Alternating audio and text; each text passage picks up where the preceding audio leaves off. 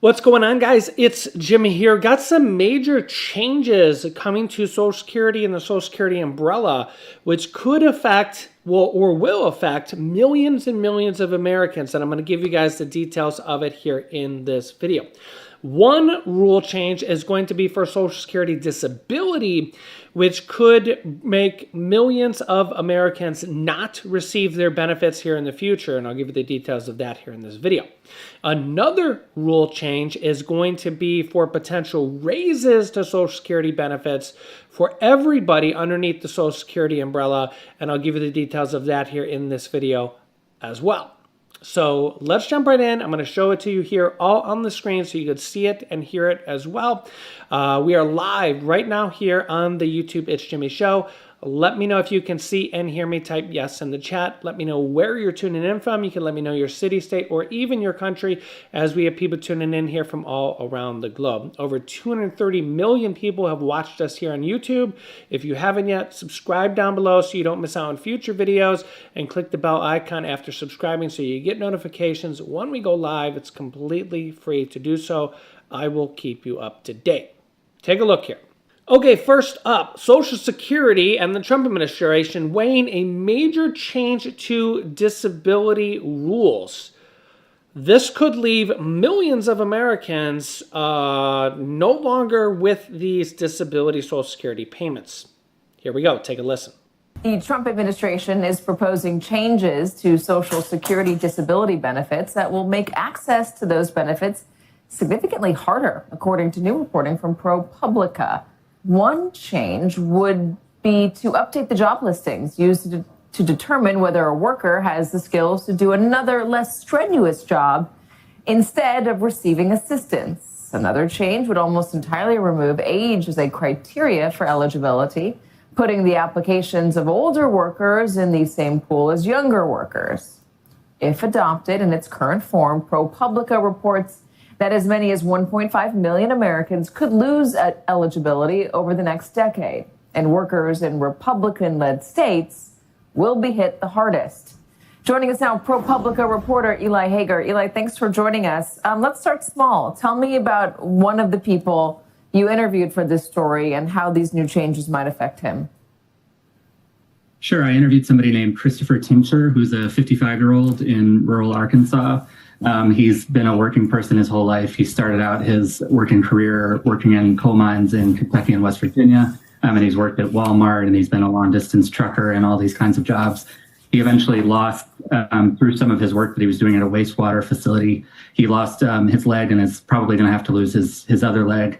And he qualified for disability benefits in part because he's 55, and eligibility is in the current system increases when you're in your 50s. It makes it a little bit easier to get benefits because you've been through that lifetime of work, and it's harder for you to switch careers at that point. So the Trump rule would change that system of eligibility increasing by age. So if there was also a less strenuous job eligibility requirement, would Tincture then have to apply for jobs that would be, I guess, less of a burden on him in terms of mobility?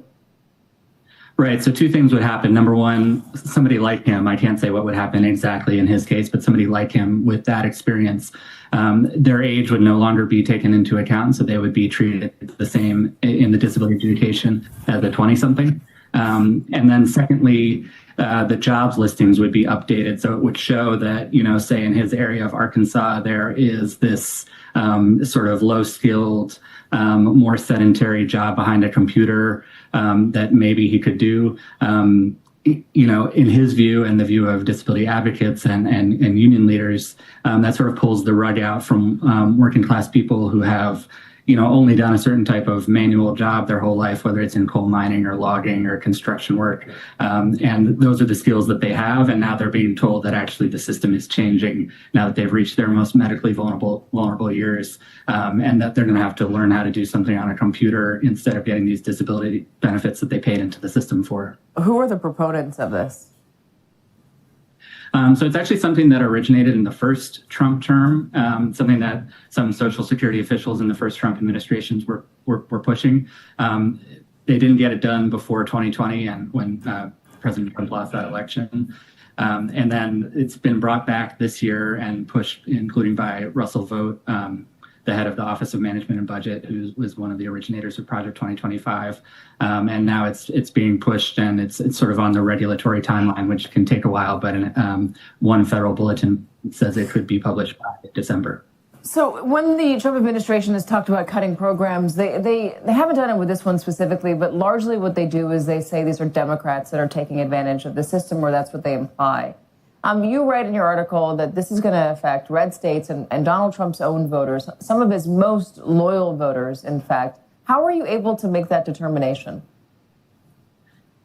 Right. So, yeah, it's sort of interesting that this is being done more quietly. Obviously, we have all this coverage of the cutoffs that are happening to SNAP, and we know that work requirements are going to be added to Medicaid through the what we call the One Big Beautiful Bill, and those all happen very quickly. And as you said, the Trump administration portrayed those as being relied on by immigrants and Democrats and so on. But this is being done quietly through the regulatory process. And ProPublica, we had to source within the Social Security Administration to know exactly what was happening.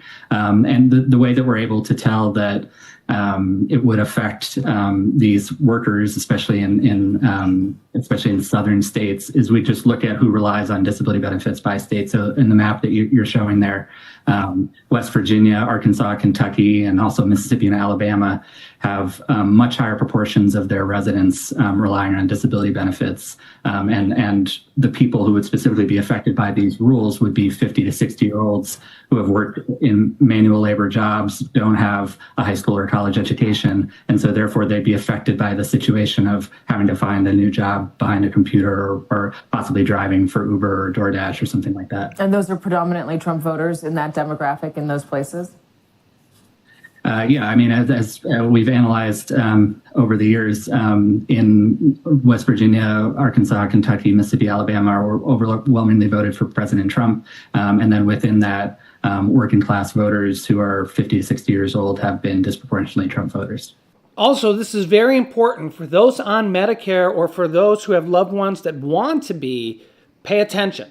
The annual open enrollment period goes from October 15th only until December 7th. If you have Medicare, this is the time to choose your new 2026 plan that works best for you. There has been a lot of Medicare changes recently, and most Medicare plans change, and many just go away entirely. Luckily, my trusted partner, Chapter Medicare, makes comparing every Medicare and Medicare Advantage option easy. They're honest, unbiased, and can review your plan and get you the best one in under 20 minutes.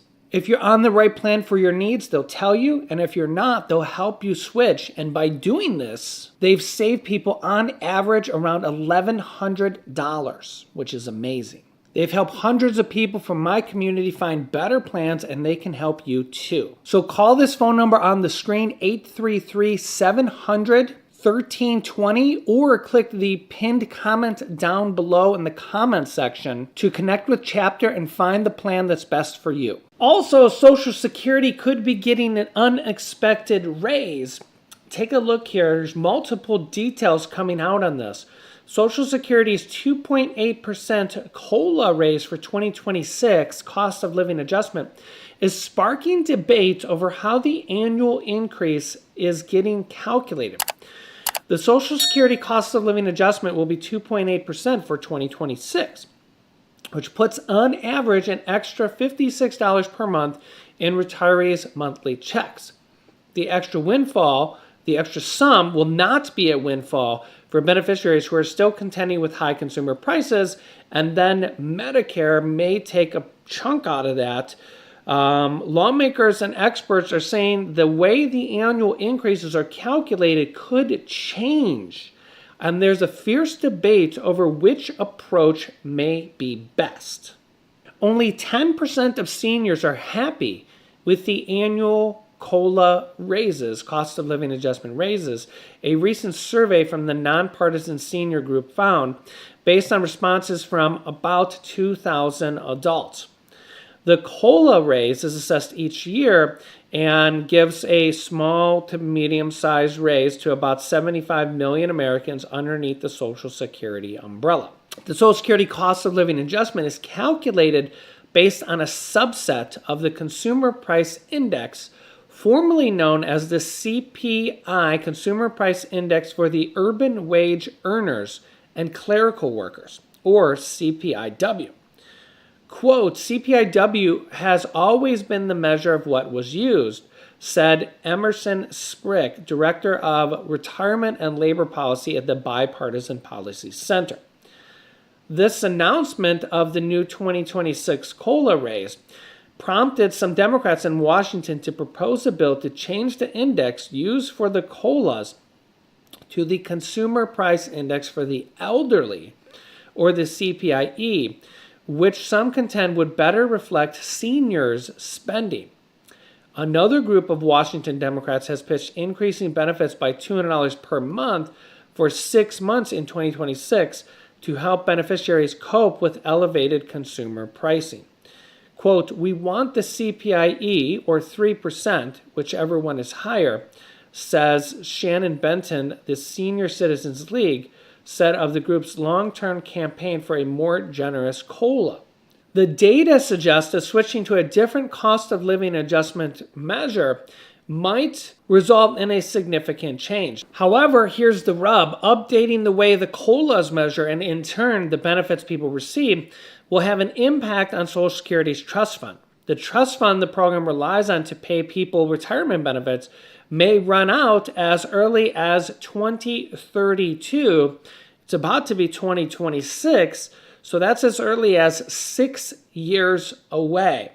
According to the Social Security Administration's latest projections, based on changes in the Big Beautiful Bill legislation that was passed in July. So with some Social Security estimates saying that Social Security will run out of money in as early as 6 years, there's a lot of concern that Congress needs to do something, and so far they haven't. Even as Social Security faces long-term funding woes, 34% of respondents in the Senior Citizens League survey say they want the Trump administration and Congress to prioritize better cost of living adjustments, while 33% said, in addition, said they want fixing the program's finances to come first. Quote, heaven help you if you have a flat tire or you just need to fix something with your car. Just the parts are so expensive these days. Beneficiaries are also expected to face higher Medicare Part B premiums in 2026. Medicare's trustees have projected the standard monthly premiums may rise 11.6% to $206.50 next year, up from $185 per month in 2025. And because those premiums are typically deducted right from a Social Security check, this will directly affect how much people get in their Social Security checks.